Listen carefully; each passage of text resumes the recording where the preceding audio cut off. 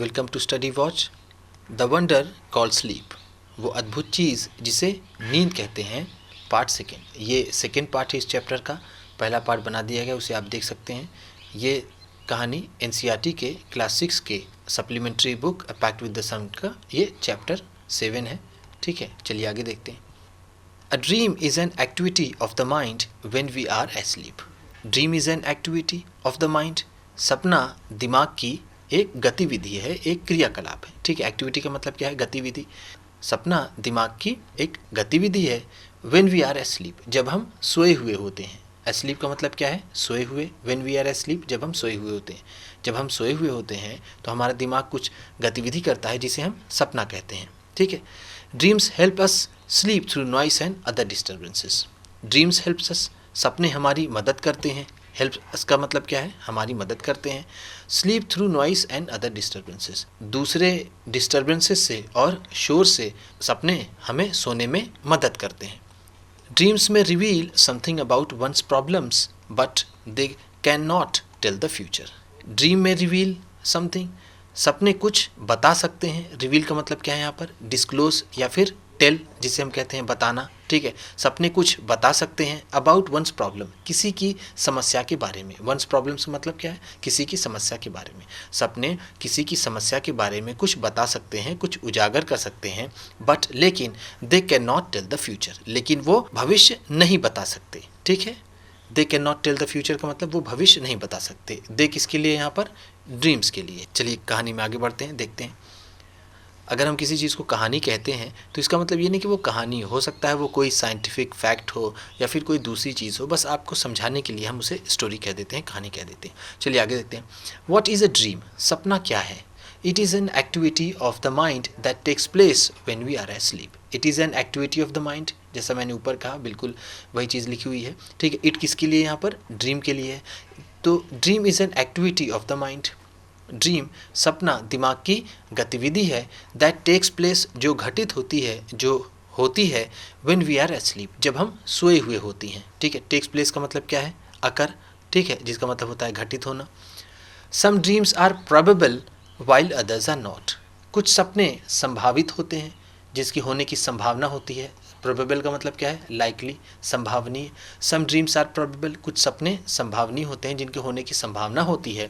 While others are not, जबकि दूसरे ऐसे नहीं होते हैं। ठीक, that only means that many of the things that happen in dreams could happen when we are awake. That only means, इसका सिर्फ इतना मतलब है। दैट ओनली मीन्स का मतलब बस इसका इतना ही मतलब है कि दैट की मेनी ऑफ दस थिंग्स, बहुत सी चीज़ें, दैट हैपन इन ड्रीम्स, जो सपने में होती हैं, जो सपने में घटित होती हैं, कुड हैपन, वो हो सकती हैं व्हेन वी आर अवेक, जब हम जागे हुए होते हैं। तो कुछ चीज़ें ऐसी होती हैं जो हमारे जो सपने में आए और वो वास्तविक जीवन में भी हो भी सकती हैं। ठीक है, जैसे मान लीजिए कि अगर आप शिमला जाने की कहीं आप हॉलीडे, अपना वैकेशन, समर वैकेशन जाने की सोचते हैं, आप जाना चाहते हैं कि मैं जाऊंगा, आपकी टिकट है मान लीजिए 1 हफ्ते बाद। तो हो सकता है कि अगर आप सो रहे हों तो आपको सपना आए कि आप ट्रेन में चढ़ रहे हैं, आप जा रहे हैं, शिमला की वादियों का आप आनंद ले रहे हैं। तो इस तरह की चीज़ें हो सकती हैं, ऐसी घटनाएं सपने में हो सकती हैं। ठीक है, इसी चीज़ का मतलब यहाँ पर है कि कुछ सपने प्रोबेबल भी हो सकते हैं। ठीक है, चलिए आगे देखते हैं। अदर्स कुड नॉट, लेकिन दूसरे नहीं होते। अब हर चीज़ जो आप सपने में देखते हैं वो ज़रूरी नहीं है कि वो घटित हो। ठीक है, लेकिन कुछ उनमें से, जैसा भाई ने मैं आपको भी उदाहरण दिया, उस तरह से चीज़ें हो सकती हैं। Dreams seem to be important for several reasons. सपने कई मानों में ज़रूरी होते हैं। ठीक है, सपने, dreams seem to be important, कुछ ज़रूरी लगते हैं। सीम का मतलब क्या है यहाँ पर? अपीयर। ठीक, तो सीम टू बी इम्पॉर्टेंट लगते हैं, महत्वपूर्ण होते हैं, फॉर सेवरल रीजन्स, कई कारणों से। सेवरल का मतलब क्या है? कई। ठीक है, रीजन्स का मतलब कारण। कई कारणों से सपने इंपॉर्टेंट भी होते हैं, महत्वपूर्ण भी होते हैं। वन इज़ दैट, उनमें से एक ये है, जो रीजन्स हैं उसके इम्पॉर्टेंट होने के सपने के, तो वन इज़ दैट, उनमें से एक रीज़न ये है कि a dream can help us to sleep through noise and other disturbances. उसमें से एक कारण क्या है कि ड्रीम कैन हेल्प अस, एक सपना हमारी मदद कर सकता है to sleep through noise and other disturbances, दूसरे डिस्टर्बेंसेस और नॉइस के बीच में सोने में हमारी मदद कर सकता है सपना, एक कारण वो है। फॉर एग्जाम्पल, उदाहरण के लिए उसका उदाहरण क्या है देखते हैं, कैसे शोर के बीच में और दूसरे डिस्टर्बेंसेस के बीच में सपने हमें मदद करते हैं सोने में, उसका उदाहरण देख लेते हैं। For example, the alarm clock rings, जो अलार्म क्लॉक है, जो अलार्म की घड़ी है, सुबह जगाती है, अलार्म क्लॉक रिंग्स बजती है, ठीक है, रिंग्स का मतलब क्या है, बजती है। बट लेकिन our mind causes us to dream that the telephone or the doorbell is ringing, but our mind causes us to dream, लेकिन हमारा जो दिमाग है ऐसे डिस्टर्बेंसेस में वो हमें वजह बन जाता है टू ड्रीम, सपने दिखाने के, कि द टेलीफोन और या डोरबेल इज रिंगिंग, कि डोरबेल बज रही है, फ़ोन की घंटी बज रही है, या फिर जो दरवाजे की घंटी है वो बज रही है। जब हम देखते हैं कि अलार्म क्लॉक बज रहा होता है तो हम सपने में देखते हैं कि कोई आया है, घंटी बजा रहा है, या फ़ोन की घंटी बज रही है, दरवाजे की घंटी बज रही है, और क्या होता है आगे देखते हैं हम, and that we are awake and answering it, और हमें पता चलता है कि हम जागे हुए हैं और इसका जवाब भी दे रहे हैं, यानी हम फ़ोन उठा रहे हैं, रिसीव कर रहे हैं, या फिर दरवाज़ा भी खोल रहे हैं। ये सब सपने में ही होता है कि अगर अलार्म क्लॉक की घंटी बजी आपको सुबह उठने के लिए 6 बजे, लेकिन फिर आपको लगता है कि शायद कोई आ गया है दरवाजे पर, और आप जाते हैं दरवाज़ा खोलते हैं, लेकिन वहाँ पर क्या है 6:05 10 मिनट ऐसे घड़ी होती चली जाती है, और आप सोचते हैं कोई आया हुआ है। तो अचानक फिर आपको कोई और आके उठाता है कि देर हो रही है, स्कूल के लिए जाना है, तैयार होना है, तो आपको लगता है अरे अभी तो मुझे कैसा सपना आ रहा था, ठीक। तो इस तरह से हम उसमें भूल जाते हैं। तो यही सारी बातें इसमें कही गई हैं, ठीक है। चलिए आगे देखते हैं। Certain doctors have found that one's dreams often reveal a great deal about one's problems.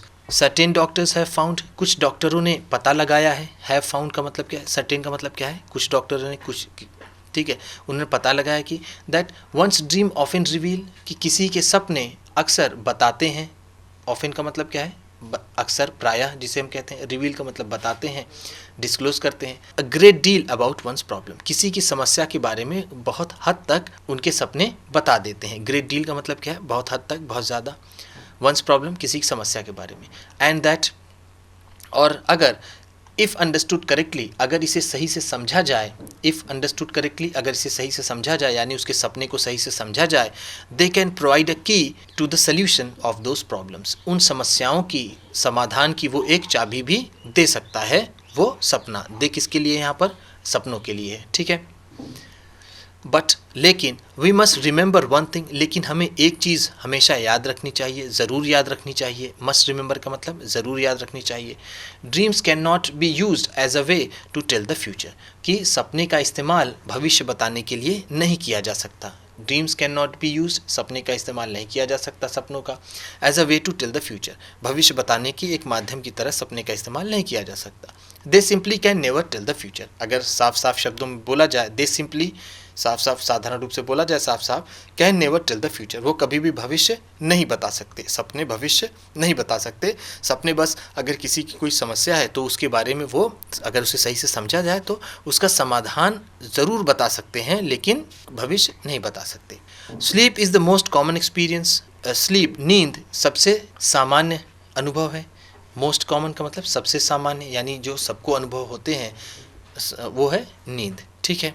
But लेकिन how many of us really think about the wonder and the power of sleep, लेकिन बट लेकिन how many of, लेकिन हम में से कितने लोग really think, वास्तव में सोचते हैं, अबाउट द वंडर, इस आश्चर्य के बारे में, and the power of sleep, और नींद की शक्ति और उसके आश्चर्य के बारे में हम में से कितने लोग इसे सोचते हैं।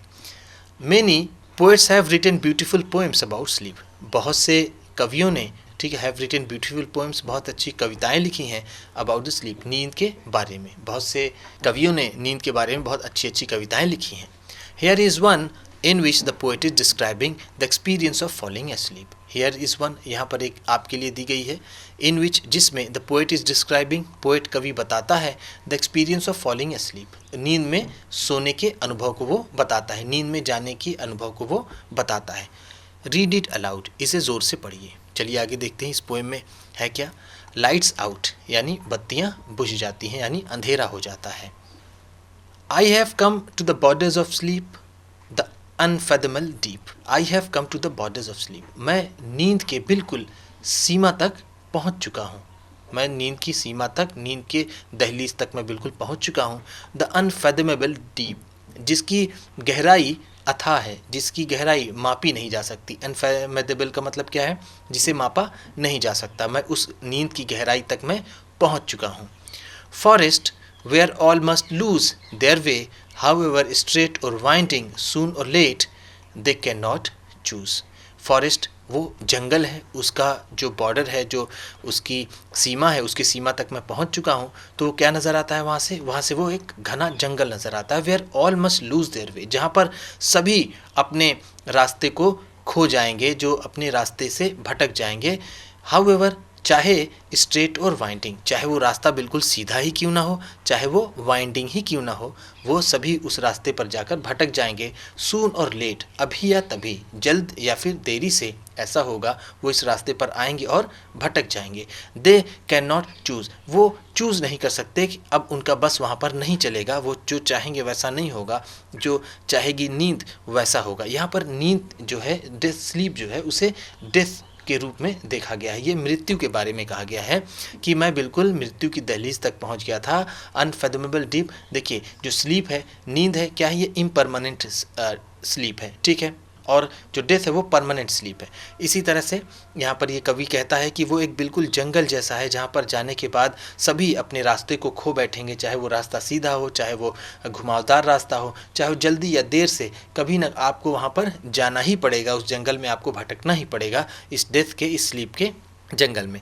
आगे देखते हैं। There is not any book or face of dears look, there is not any book, फिर कोई किताब नहीं होगी, कोई आपके पास पुस्तक नहीं होगी, वहाँ आप पढ़ सकेंगे, उसे आप जान सकेंगे, और आपको याद आएगी, और the face of the dears look, और ना ही किसी को आपको वो सबसे प्यारा चेहरा जिसे आप सबसे ज़्यादा प्रेम करते हैं, ना ही उसके चेहरे की झलक आपको वहाँ नज़र आएगी। वहाँ बिल्कुल अंधेरा ही अंधेरा होगा, लाइट्स पुट आउट होगी, लाइट बुझी हुई होगी, यानी बिल्कुल आप नींद में, गहरी नींद में, मृत्यु में आप समाये होंगे।